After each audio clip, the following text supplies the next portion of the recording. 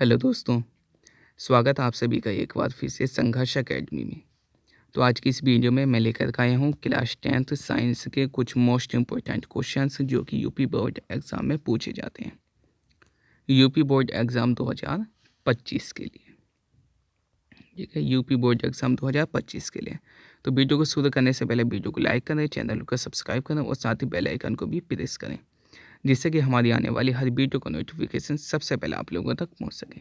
तो चलिए वीडियो को शुरू करते हैं। यहाँ पर मैंने कुछ क्वेश्चंस टाइप किए हैं और ये फिजिक्स, केमिस्ट्री और बायोलॉजी तीनों के मैंने मिक्स करके यहाँ पर क्वेश्चंस लिखे हैं, क्योंकि आपका जो फिजिक्स, केमिस्ट्री, बायोलॉजी का एक ही पेपर होता है क्लास 10th में साइंस का, ठीक है, एक ही पेपर होता है साइंस का। ओके, तो चलिए पढ़ते हैं पहले क्वेश्चन की तरफ। पहला क्वेश्चन हमारा, दूर दृष्टि दोष में नहीं दिखाई देती हैं। दूर की वस्तुएं, निकट की वस्तुएं, विभिन्न रंगों की वस्तुएं या फिर इनमें से कोई नहीं। तो इसमें यहाँ पर एक चीज़ मैं आप लोगों को बता दूं कि आपका दोष जो होता है, आपकी आंख में जो दोष है, जिस तरह का दोष है, आपको उसी तरह की वस्तुएं दिखाई देंगी। फॉर एग्जाम्पल, अगर दूर दृष्टि दोष है, अगर दूर दृष्टि दोष है तो आपको दूर की वस्तुएं दिखाई देंगी, और आपका निकट दृष्टि दोष है तो आपको निकट की वस्तुएं दिखाई देंगी। ठीक, अब यहाँ पर दूर दृष्टि दोष दे रखा है तो हमें दूर की दिखाई देंगी, तो इसका मतलब निकट की नहीं दिखेंगे। राइट आंसर हो जाएगा हमारा निकट की वस्तुएं। दूसरा क्वेश्चन है, सूर्योदय तथा सूर्यास्त के समय सूर्य तथा उसके आसपास का जो रक्तताप होता है उसका मुख्य कारण क्या होता है। ठीक, तो जब सुबह को सूर्य निकलता है और शाम को जब सूर्य छिपता है तो उस समय पर सूर्य के आसपास जो आकाश का रंग होता है वो लाल हो जाता है। तो इसका कारण क्या होता है? इसका कारण होता है आपका कम तरंग दैर्ध्य वाले प्रकाश का प्रकीर्णन, कम तरंग दैर्ध्य वाले प्रकाश का प्रकीर्णन। Option number C right answer है। तीसरा क्वेश्चन है, विद्युत ऊर्जा के व्यापारिक मात्रक 1 किलोवाट घंटा का मान कितना होता है। तो इसका राइट आंसर होगा आपका 3.6 इंटू 10⁶ जूल। नेक्स्ट क्वेश्चन है, किसी भी भौतिक तथा रासायनिक प्रतिक्रिया में कुल ऊर्जा बढ़ती है, घटती है, अपरिवर्तित रहती है या फिर इनमें से कोई नहीं। तो इसका राइट आंसर हो जाएगा ऑप्शन नंबर सी, अपरिवर्तित रहती है। नेक्स्ट क्वेश्चन है, ऊर्जा के आदर्श स्रोत में क्या गुण होते हैं। तो ये आसानी से उपलब्ध होना चाहिए, इसका भंडारण और परिवहन आसान होना चाहिए, ये सस्ता होना चाहिए, प्रदूषण मुक्त होना चाहिए और इसके उपयोग करने और रखरखाव में आसान हो, पर्यावरण के अनुकूल हो और इसमें प्रति इकाई द्रव्यमान से अधिक कार्य की क्षमता होनी चाहिए। इसका ज्वलन ताप उचित होना चाहिए, दहन के पश्चात विषैले पदार्थों की उत्पत्ति कम से कम होनी चाहिए, ऊर्जा को संभालने और उत्पादन करने की लागत ऊर्जा के अधिक उत्पादन के साथ न्यूनतम होनी चाहिए।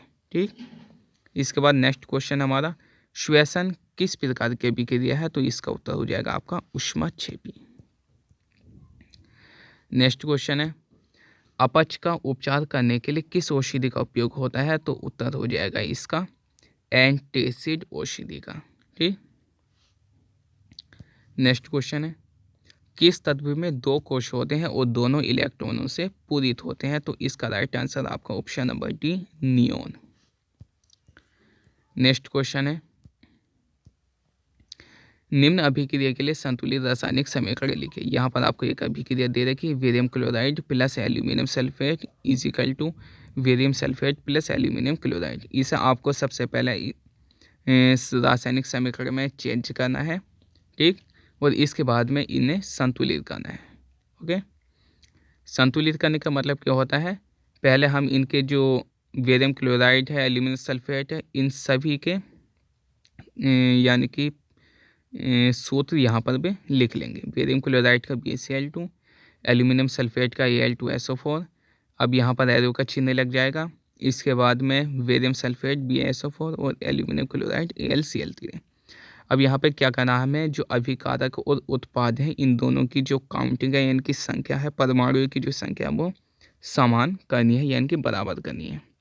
ठीक, यानी कि ये जो आपका एरो का चिन्ह लगा हुआ है बीच में, इसके पहले जो तत्व हैं वो आपके अभिकारक हैं और इसके आगे जो तत्व हैं ये आपके उत्पाद हैं।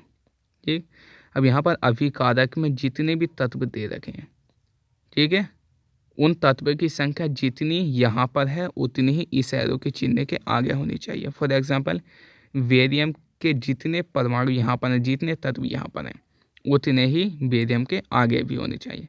क्लोरीन के जितने यहाँ हैं इतने ही आगे होने चाहिए। एल्यूमिनियम के जितने यहाँ पर हैं उतने ही आगे होने चाहिए। और SO4 के जितने यहाँ पर हैं उतने ही आगे होने चाहिए। ठीक, ये होता आपका संतुलित करने का तरीका। ठीक, तो इसे संतुलित करेंगे हम तो इस समीकरण बन के आएगी आपकी 3BaCl2 + Al2SO4 का होल थ्राइज, एरो के चिन्ह लग जाएगा, फिर 3BaSO4 + 2AlCl3। ओके, यहाँ पर आपके बेरियम के 3 तत्व हैं, आगे भी बेरियम के 3 तत्व हो जाएंगे, क्लोरीन के आपके 2 × 6 हो जाएंगे और यहाँ पर भी क्लोरीन आपके 2 × 6 हो जाएंगे। इसके बाद एल्यूमिनियम 2 है यहाँ पर और यहाँ पर भी एल्यूमिनियम से 2 लिखा हुआ है, एल्यूमिनियम के 2 हो जाएंगे और SO4 के यहाँ पर 3 है और यहाँ पर SO4 जो पहली वाली काउंटिंग है 3, इससे मल्टीप्लाई करेगा और इसके भी 3 हो जाएंगे। ठीक, इसके बाद नेक्स्ट क्वेश्चन है हमारा, आश्रित जल विद्युत का चालक क्यों नहीं होता जबकि वर्षा जल होता है। तो आश्रित जल ये विद्युत का चालक नहीं होता क्योंकि ये शुद्ध होता है और इसमें आयन नहीं होते हैं। ठीक है, वहीं वर्षा जल में घुले हुए लवण और अम्ल होते हैं जो आयनों में विघटित हो जाते हैं और विद्युत का संचालन करते हैं। इसके बाद आश्रित जल और वर्षा जल में अंतर क्या होता है। अगर इनके अंतर की बात करें हम, अगर इसके हम अंतर की बात करें कि आश्रित जल में और वर्षा जल में अंतर क्या है, तो आश्रित जल पानी का शुद्ध रूप है, इसमें किसी भी प्रकार का लवण खनिज या अम्ल नहीं होता है। ठीक है, और यही जल हम पीने के लिए प्रयोग करते हैं। ठीक, लेकिन जो वर्षा का जल है इसमें वातावरण से विभिन्न गैसें और कूड़े के कण ये सब मिल जाते हैं जिससे इसमें आयनों की उपस्थिति होती है। इसके बाद वर्षा के जल में CO2 और SO2 कार्बन डाइऑक्साइड और सल्फर डाइऑक्साइड ये इस तरह की गैसें घुली होती हैं जो कार्बनिक अम्ल H2CO3 हाइड्रोजन कार्बोनेट या फिर सल्फ्यूरिक अम्ल H2SO3 हाइड्रोजन सल्फाइड आदि बनाती हैं। ठीक, आश्रित जल में घुलनशील लवण या गैसें नहीं होती हैं और इसका आयनीकरण भी नहीं होता है और इसमें विद्युत का चालन भी नहीं होता है। जबकि वर्षा जल अम्लीय होता है और इसमें हाइड्रोजन आयन यानी कि H+ आयन होते हैं, इसी कारण वर्षा जल विद्युत का चालन करता है। इसके बाद धातुओं के संबंध में निम्न की व्याख्या कीजिए। ठीक है, धातुओं के संबंध में निम्न की व्याख्या कीजिए। आघात वर्धीयता, तन्यता, ऊष्मा एवं विद्युत के सुचालक और ध्वनिक। ठीक है, इन सब की व्याख्या करनी है हमें। मतलब कुछ धातुएं जो होती हैं वो आघात वर्धीयता होती हैं, ठीक है, कुछ तन्यता होती है, कुछ में ऊष्मा एवं विद्युत के सुचालक होने के गुण होते हैं और कुछ ध्वनिक होती हैं यानी कि ध्वनि उत्पन्न करती हैं। तो इन सब की हमें व्याख्या करनी है कि इनका मतलब होता क्या है। सबसे पहले हम आघात वर्धीयता की अगर हम बात करें तो आघात का मतलब होता है प्रहार करना। आघात का मतलब होता है प्रहार करना, यानी कि कुछ धातुएं ऐसी होती हैं जिन्हें हम हथौड़े से पीट कर, हथौड़े से प्रहार करके या किसी भी भारी चीज़ से प्रहार करके उसकी हम चादरें बना सकते हैं। इसे हम आघात वर्धीयता कहते हैं। जैसे कि सोना है, चांदी है, ये सब धातुएं, इन सब में ये गुण होते हैं। इन्हें हम हथौड़े से पीट करके पतली चादरें बना सकते हैं। ठीक, और कुछ धातुओं में तन्यता का भी गुण होता है। तन्यता का मतलब उन्हें पिघलाकर गर्म करके खींचकर एक लंबा तार बनाया जा सकता है। ठीक है, इसे हम तन्यता कहते हैं। सोने में सबसे अधिक तन्य धातु है। सोना जो है ये सबसे अधिक तन्य धातु है। तन्यता का जो गुण होता है वो सबसे अधिक सोने में होता है, क्योंकि अगर 1 ग्राम आप सोना लें तो उसे खींचकर आप लगभग 2 किलोमीटर लंबा एक तार बना सकते हैं। ठीक, इसके बाद कुछ धातुएं ऐसी होती हैं जिनमें ऊष्मा और विद्युत के सुचालक होने के भी गुण होते हैं। ठीक, जैसे धातुएं ऊष्मा और विद्युत की अच्छी सुचालक होती हैं क्योंकि इनमें मुक्त इलेक्ट्रॉन होते हैं। ये इलेक्ट्रॉन धातुओं में विद्युत का संचालन करते हैं और ऊष्मा का संचारण भी करते हैं। जैसे कि कुछ और जानकारी इसके बारे में, धातुओं में धात्विक बंधन होता है। इनमें परमाणु के कोर मुक्त इलेक्ट्रॉन से घिरे होते हैं। धातुओं में बड़ी संख्या में मुक्त इलेक्ट्रॉन होते हैं। ये इलेक्ट्रॉन धातुओं की संरचना के माध्यम से धीरे धीरे बहते हैं। तापीय ऊर्जा परमाणुओं में कंपन पैदा करती है जो तापीय ऊर्जा को एक भाग से दूसरे भाग में ले जाती है। गर्म होने पर ये मुक्त इलेक्ट्रॉन आपस में टकराते हैं और गतिज ऊर्जा का ज़्यादातर हिस्सा ऊष्मा ऊर्जा में बदल जाता है। फॉर एग्जाम्पल, उदाहरण हम देख सकते हैं इसके, तांबा, एल्यूमिनियम, चांदी, सोना, ग्रेफाइट, प्लेटिनम। ठीक है, ये सब धातुएं हैं जिनमें ये गुण होते हैं। ठीक, इसके बाद अगर हम ध्वनिक की बात करें, ठीक है, धातुएं के संबंध में अगर हम ध्वनिक की बात करें तो धातुएं ऐसी भी होती हैं जिनमें ध्वनिक गुण होता है। ध्वनिक गुण का मतलब क्या है? ध्वनिक गुण का मतलब यह है कि अगर वो धातुएं किसी चीज़ से टकराती हैं या उनसे कोई चीज़ टकराती है तो वो एक ध्वनि यानी कि एक आवाज़, विचित्र सी आवाज़ प्रकट करती हैं, उत्पन्न करती हैं, और ये ध्वनिक गुण होता है। ठीक, ये ध्वनिक गुण होता है।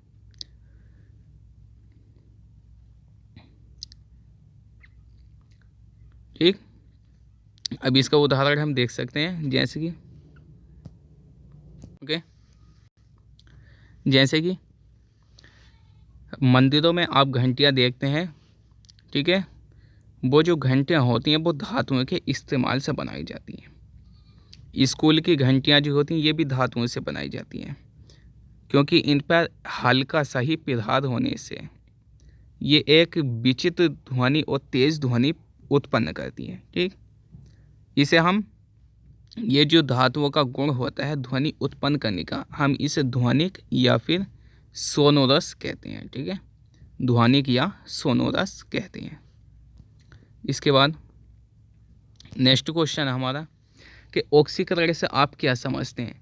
एथेनॉल से एथेनोइक अम्ल में परिवर्तन को ऑक्सीकरण अभिक्रिया क्यों कहते हैं? इसके लिए रासायनिक समीकरण भी दीजिए। ठीक, तो सबसे पहले बात कर लेता हम ऑक्सीकरण की। ऑक्सीकरण क्या है? ऑक्सीकरण एक रासायनिक प्रक्रिया है जिसमें परमाणुओं के बीच इलेक्ट्रॉनों या ऑक्सीजन का आदान प्रदान होता है। ठीक है, इलेक्ट्रॉनों का या ऑक्सीजन का आदान प्रदान होता है। इसका मतलब क्या है कि किसी परमाणु के पास, किसी तत्व के पास इलेक्ट्रॉनों की या परमाणुओं की, इलेक्ट्रॉनों की, ऑक्सीजन की कमी है तो वो दूसरे तत्व को वो दे देता है, ऋण दे देता है। ठीक है, तो ये ऑक्सीकरण प्रक्रिया होती है। इसमें कोई परमाणु या आयन इलेक्ट्रॉन खो देता है, ठीक, और कोई परमाणु या आयन इलेक्ट्रॉन प्राप्त कर लेता है। ऑक्सीकरण की प्रक्रिया का मकसद परमाणु को एक स्थिर इलेक्ट्रॉनिक विन्यास देना है। अब ये प्रक्रिया होती कैसे है ऑक्सीकरण की? ठीक है, इसमें क्या होता है, किसी तत्व से ऑक्सीजन का संयोग होता है और किसी यौगिक से हाइड्रोजन का विस्थापन होता है। यानी कि किसी तत्व को ऑक्सीजन प्राप्त हो जाता है और किसी तत्व से यानी कि किसी यौगिक से हाइड्रोजन विस्थापित हो जाता है, यानी कि हट जाता है।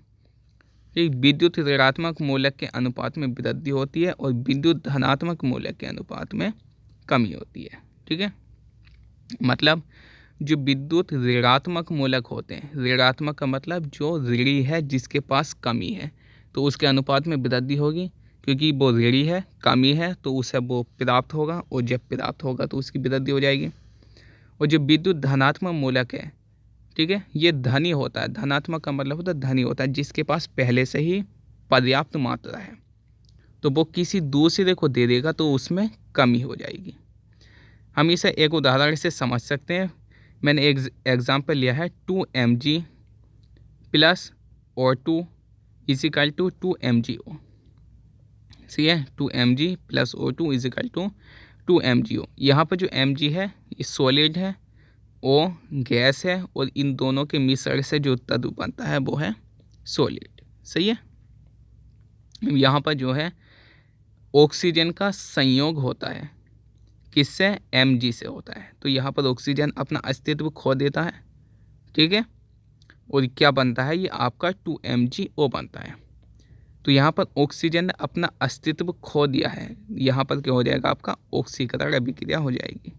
एक एग्जांपल और इसका, S सल्फर जो कि सॉलिड है प्लस O2 ऑक्सीजन जो कि गैस है, इन दोनों की आपस में अभिक्रिया होती है। तो यहाँ पर भी ऑक्सीजन अपना अस्तित्व खो देता और ये किसके साथ संयोग कर लेता? सल्फर के साथ, और बनता क्या है? SO2 सल्फर डाइऑक्साइड बनती है, यानी कि गैस।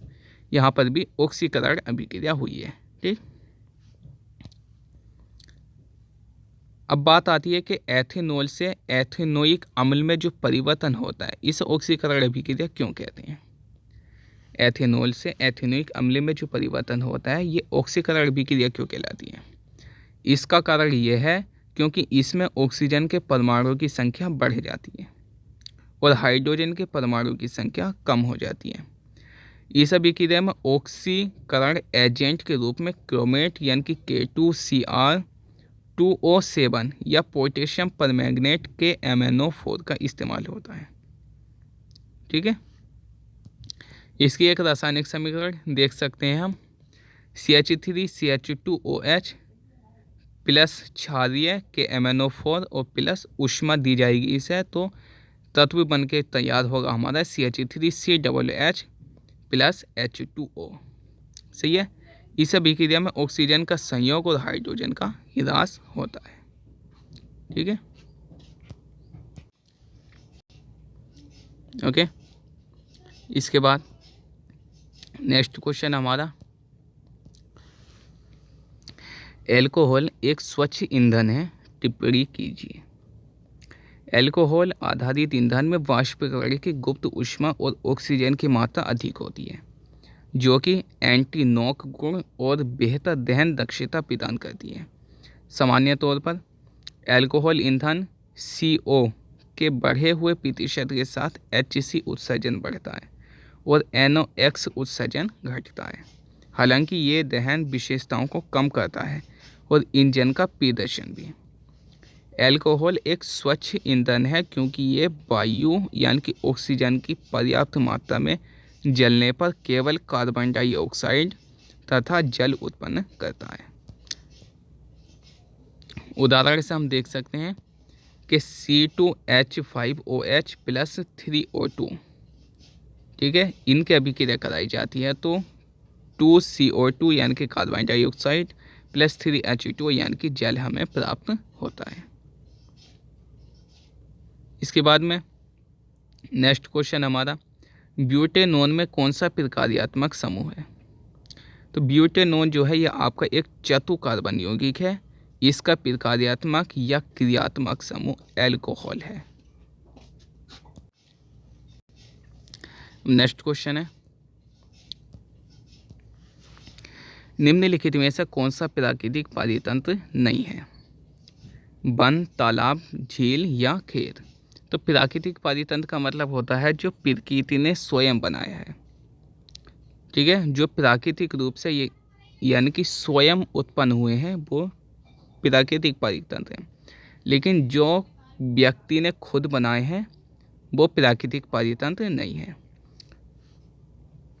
वन, तालाब, झील ये सब स्वयं प्राकृतिक रूप से नेचुरली प्रकट हुए हैं, तो ये आपके प्राकृतिक पारितंत्र। जबकि खेत जो है ये व्यक्ति स्वयं बनाता है, तो ये आपका प्राकृतिक पारितंत्र नहीं है।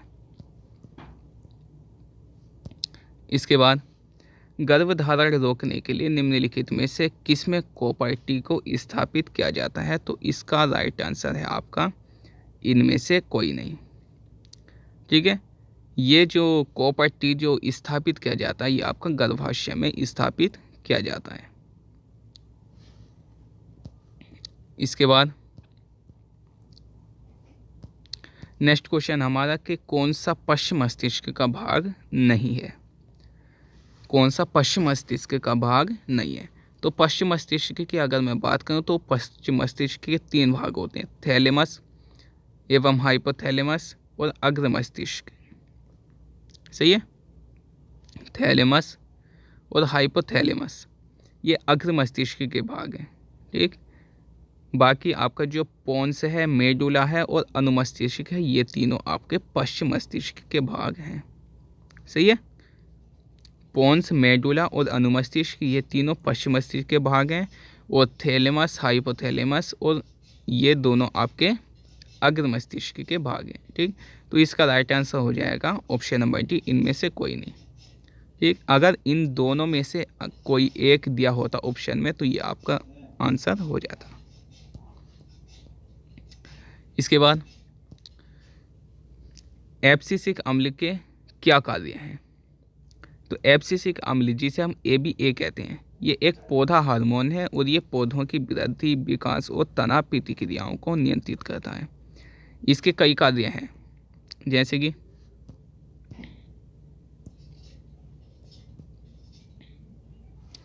सूखे जैसे अजैविक तनावों से पौधों को बचाता है, पौधों की वृद्धि को रोकता है, पौधों में बाष्पोत्सर्जन को कम करता है, बीजों की निष्क्रियता बनाए रखता है, पत्तियों को मुरझाता है, कलियों या कलिकाओं की विसुप्ति डोरमेंसी को बढ़ाता है, पौधों की कोशिका विभाजन को रोकता है, पौधों में तनाव से जुड़ी प्रतिक्रियाओं को नियंत्रित करता है, पौधों की वृद्धि को बढ़ावा देने वाले हार्मोन का प्रतिकार करके वृद्धि को रोकता है। ठीक है, अंकुरण, अंकुर विकास और पार्श्व जड़ बढ़ाव को विनियमित करता है, पत्तों के गिरने की प्रक्रिया को बढ़ाता है, स्टोमेटा को बंद करने में सहायक होता है और एमिलेज के बनने को भी रोकता है। ठीक, ABA का स्तर अजैविक तनाव के दौरान कई गुना बढ़ जाता है और पौधों को अपनी वृद्धि रोकने का संकेत देता है। इसके बाद नेक्स्ट क्वेश्चन है हमारा, स्वपोषी सौर प्रकाश में निहित ऊर्जा को ग्रहण करके कौन सी ऊर्जा में बदल देते हैं? स्वपोषी का मतलब क्या होता है?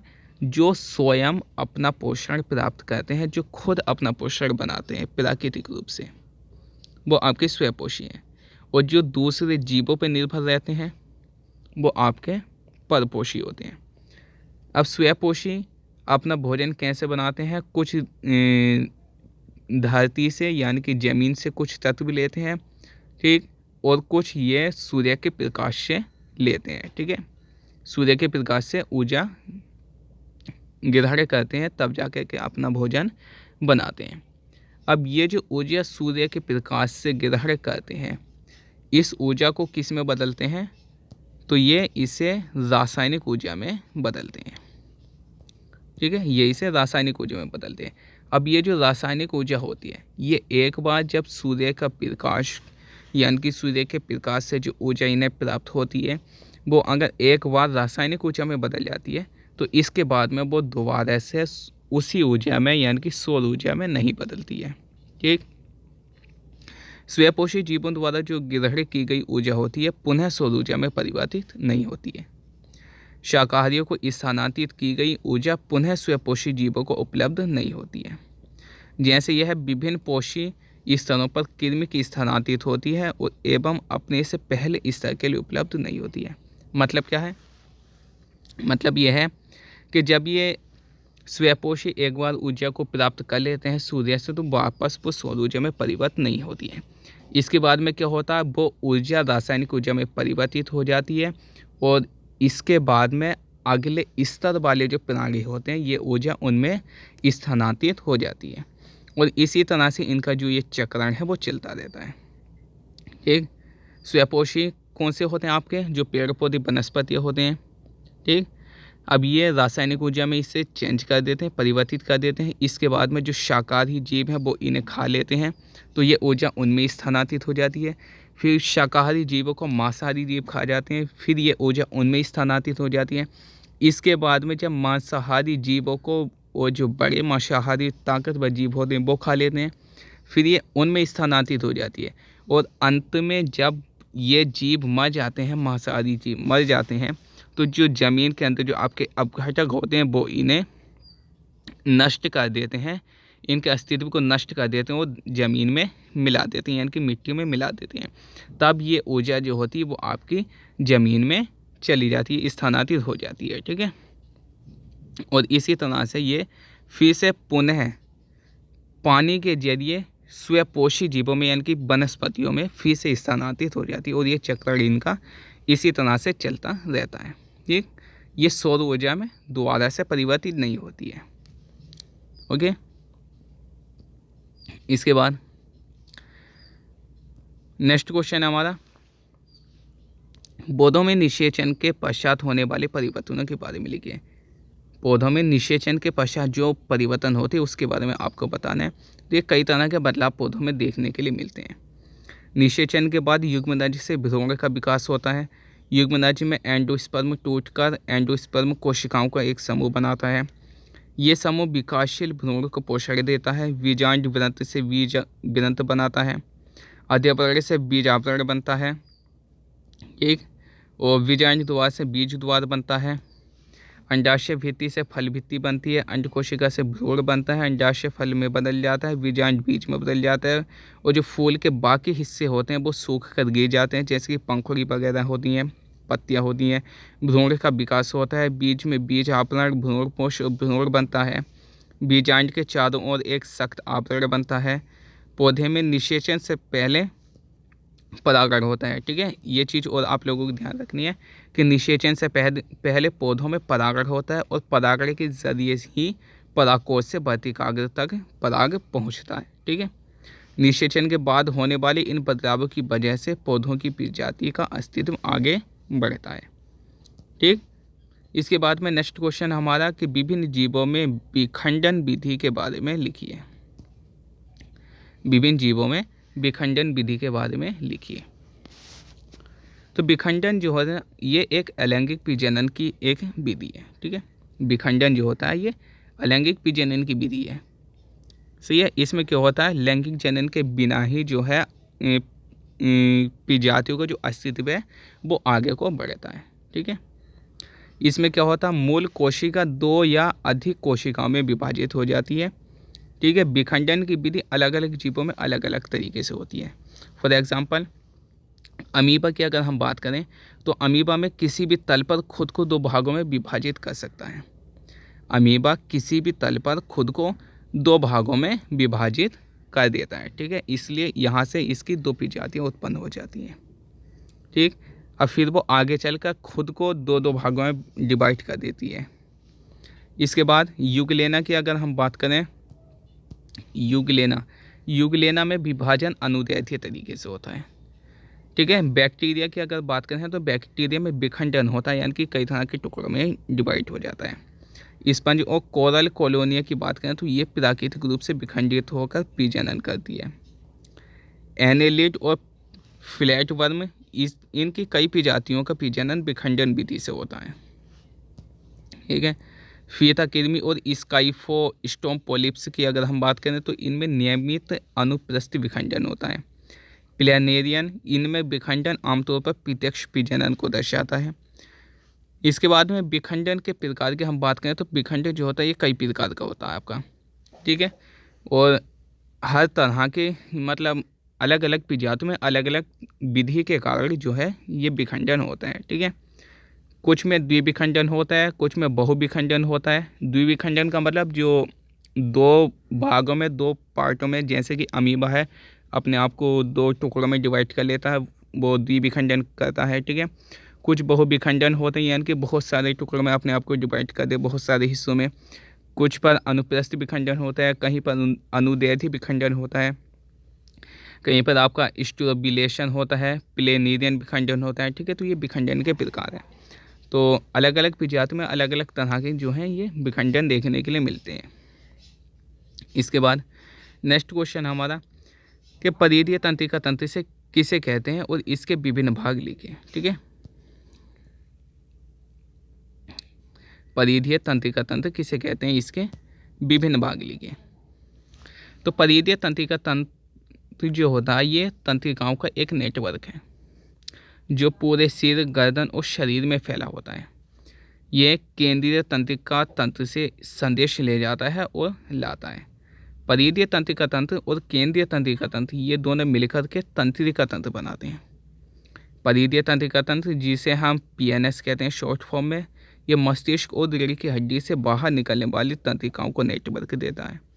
ये केंद्रीय तंत्रिका तंत्र सीएनएस से संदेश को आगे पीछे ले जाने का काम करता है। और परिधीय तंत्रिका तंत्र को दो भागों में बांटा गया है, दैहिक तंत्रिका तंत्र और स्वायत्त तंत्रिका तंत्र। ठीक, तो ये जो तंत्रिका तंत्र है ये आपको दो तरह से डिवाइड किया गया है इन्हें। ठीक है, तंत्रिका तंत्र को दो तरह से डिवाइड किया गया है। पहले तो दैहिक तंत्रिका तंत्र और स्वायत्त तंत्रिका तंत्र में इन्हें बांटा गया है। इसके बाद में इन दोनों को कुछ इस तरह से डिवाइड किया गया है।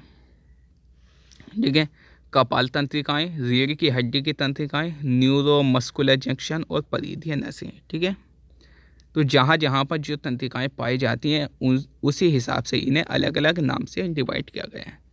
कपाल तंत्रिकाएं जो कपाल यानी कि खोपड़ी में पाई जाती हैं, जो रीढ़ की हड्डी के आसपास पाई जाती हैं, रीढ़ की हड्डी से जिनका कनेक्शन होता है वो रीढ़ की हड्डी की तंत्रिकाएं होती हैं। तो इस तरह से इन्हें डिवाइड किया गया है। ठीक है, इसके बाद नेक्स्ट क्वेश्चन हमारा कि मेंडल के प्रयोगों द्वारा कैसे पता चला कि लक्षण प्रभावी अथवा अप्रभावी होते हैं। तो मेंडल के प्रयोगों से पता चला कि लक्षण प्रभावी या अप्रभावी होते हैं क्योंकि दो विपरीत लक्षणों वाले पौधों के बीच परागण कराने पर पहली पीढ़ी में केवल एक लक्षण दिखता है और दूसरा लक्षण अप्रभावी अवस्था में रहता है और दूसरी पीढ़ी में प्रकट होता है। ठीक, मेंडल ने मटर के पौधों के अनेक विपर्यासी विकल्प लक्षणों का अध्ययन किया। उन्होंने पाया कि विपर्यासी यानी कि विकल्पी लक्षणों वाले पौधों के स्वपरागण के द्वारा जनन के फलस्वरूप प्रथम पीढ़ी जिसे हम F1 कहते हैं, इसमें केवल एक ही लक्षण प्रदर्शित हुआ और जो दूसरा लक्षण वो प्रदर्शित नहीं हुआ। इससे यह सिद्ध होता है कि लक्षण प्रभावी अथवा अप्रभावी होते हैं। इसके बाद मेंडल के प्रयोग से जुड़ी हुई कुछ बातें हम यहाँ पर देख सकते हैं कि मेंडल ने मटर के पौधों पर प्रयोग किए। उन्होंने मटर के पौधों को इसलिए चुना क्योंकि उनमें आसानी से देखने के योग्य विशेषताएं थीं। मेंडल ने पाया कि कुछ लक्षण जैसे कि रंग और आकार ये एक पीढ़ी से दूसरी पीढ़ी में स्वतंत्र रूप से पारित होते हैं। मेंडल के प्रयोगों से ये भी पता चला कि विभिन्न लक्षण स्वतंत्र रूप से वंशानुगत होते हैं। संकरण के पश्चात प्रथम पीढ़ी में जो लक्षण दिखाई देते हैं उसे प्रभावी लक्षण कहते हैं और इससे इकाई लक्षण भी कहते हैं। हाइब्रिड में खुद को व्यक्त करने वाला गुण ये इनमें प्रमुख है। इसके बाद नेक्स्ट क्वेश्चन है हमारा, धमनी तथा शिरा में अंतर स्पष्ट कीजिए। तो धमनी तथा शिरा के अंतर की अगर हम बात करें तो धमनी और शिरा दोनों रक्त वाहिकाएं होती हैं, लेकिन इनमें कई अंतर होते हैं। ठीक है, रक्त वाहिका का मतलब धमनी और शिरा इनमें दोनों में रक्त का वहन होता है, यानी कि ब्लड जो होता है आपका खून वो इन्हीं में प्रवाहित होता है। इन दोनों का कनेक्शन आपके हार्ट से होता है, हृदय से होता है। अब इनमें एक तो रक्त को आपकी बॉडी तक पहुंचाने का कार्य करता है और एक बॉडी से रक्त को वापस हृदय में लाने का कार्य करता है। ठीक, धमनी हृदय से ऑक्सीजन युक्त रक्त को ले जाती है और शिरा जो होती है वो ऑक्सीजन रहित जो ब्लड होता है आपका जिसमें से ऑक्सीजन नष्ट हो चुकी होती है उसे वो वापस हृदय में लेकर के आती है। ठीक है, धमनी की दीवारें मोटी होती हैं और लोचीदार होती हैं, जबकि शिरा की दीवारें पतली और कम लोचीदार होती हैं। धमनी में रक्त का प्रवाह ज़्यादा दबाव के साथ होता है, जबकि शिरा में रक्त का प्रवाह कम दबाव के साथ होता है। धमनी मांसल होती है जबकि शिरा नरम होती है। धमनी में वाल्व नहीं होते हैं, ठीक है, और जबकि शिरा में वाल्व होते हैं। ठीक है, इसके बाद नेक्स्ट क्वेश्चन हमारा कि जीवों में ग्लूकोज का विभिन्न पथों द्वारा विखंडन का वर्णन कीजिए। ग्लूकोज के विखंडन से ऊर्जा बनती है और ये ऊर्जा कोशिकाओं द्वारा अवशोषित की जाती है और उनमें मौजूद रासायनिक प्रतिक्रियाओं के लिए इस्तेमाल की जाती है। सभी जीवों में ग्लूकोज सबसे पहले पाइरूवेट में बदलता है और 6 कार्बन वाला अणु ग्लूकोज है, जबकि 3 कार्बन वाला जो अणु होता है ये पाइरूवेट कहलाता है। ठीक है, जीवों में ग्लूकोज के विखंडन के लिए 3 पथ होते हैं, एरोबिक श्वसन, अवायवीय श्वसन और खमीर किण्वन। तो सबसे पहले हम एरोबिक श्वसन की बात कर लेते हैं। एरोबिक श्वसन में क्या होता है, इसमें ऑक्सीजन की पर्याप्त मात्रा होती है और इस प्रक्रिया में पायरुवेट यौगिक टूटकर कार्बन डाइऑक्साइड और पानी में बदल जाता है। ये प्रक्रिया आमतौर पर कोशिकाओं के माइटोकॉन्ड्रिया में होती है। अवायवीय श्वसन की अगर हम बात करें तो इसमें ऑक्सीजन की मात्रा सीमित रहती है। खमीर किण्वन में क्या होता है कि खमीर कोशिकाओं में ग्लूकोज, इथेनॉल और कार्बन डाइऑक्साइड में बदल जाता है और ये प्रक्रिया जाइमेज नामक एंजाइम की उपस्थिति में होती है। ठीक, तो ये कुछ इंपॉर्टेंट क्वेश्चंस थे यूपी बोर्ड एग्जाम 2025 के लिए। उम्मीद करता हूँ वीडियो आपको अच्छी लगी होगी। वीडियो अच्छी लगी तो वीडियो को लाइक कर देना, चैनल को सब्सक्राइब कर देना और साथ ही बेल आइकन को भी प्रेस कर देना, जिससे कि